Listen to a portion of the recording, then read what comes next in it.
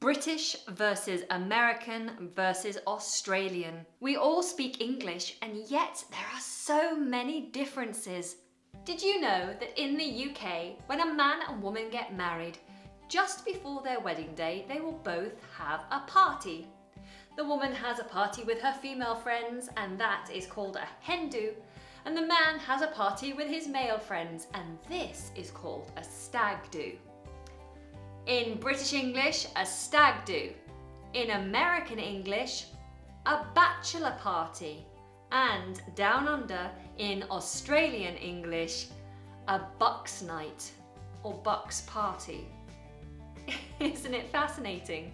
So I decided to do a little bit more investigating and find out some more of the differences between British, American and Australian English. And in order to keep this lesson authentic, I wanted to make sure I had some natives here so that you guys get the truth and not some stuff that I've just looked up on Google. Now, do I have access to an Australian or an American? Cambly! Yes! Why didn't I think of this before? Cambly provides English lessons with native teachers. Now, their teachers are based in the USA, Canada, New Zealand, the UK, and Australia. That's exactly what we need. The United States and Australia. Perfect.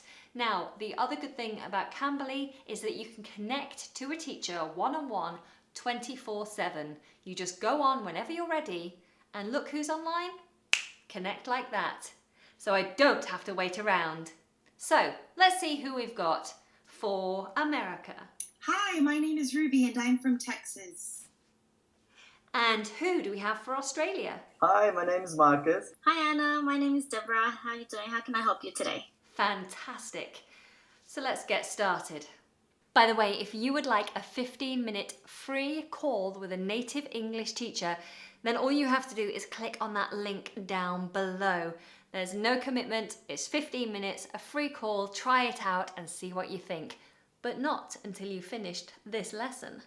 So we've had number one. A stag do in America is a bachelor party and in Australia is a bucks night. But what do you guys call a pair of flip-flops? Flip-flops. Sandals or thongs? A thong? But to us, a thong is a very skinny pair of knickers. So what would you call a thong in America? Oh, a thong. And what would you call a thong in Australia? G-string. Oh, okay. Okay, sticking with clothing, what would you call trousers? Pants.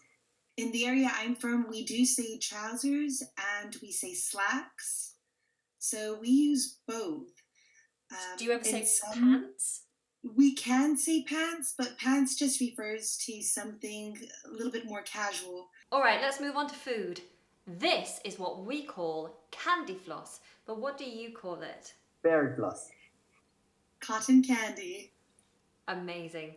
What about a good old aubergine? Either an aubergine or an eggplant. It just depends where you go. All right, let's try a courgette. Zucchini. A zucchini. How about a pepper? Capsicum. We either go by the full name, bell pepper, or we call it a pepper. Okay, let's move on to a food type that confuses everyone, and that is the cold potato snack that I would refer to as crisps. Okay, for me, potato chips or chips. Chips. Okay, so you call them chips, but for us, chips are still a potato snack, but they're hot and they're like chunky. So what would you call that? Hot chips. French fries. Okay, let's move on. After eating, you might eat some chewing gum. What would you call chewing gum? If it's something you can make a bubble with, we call it bubble gum. If not, then we just call it gum. Chewy. We say chewy.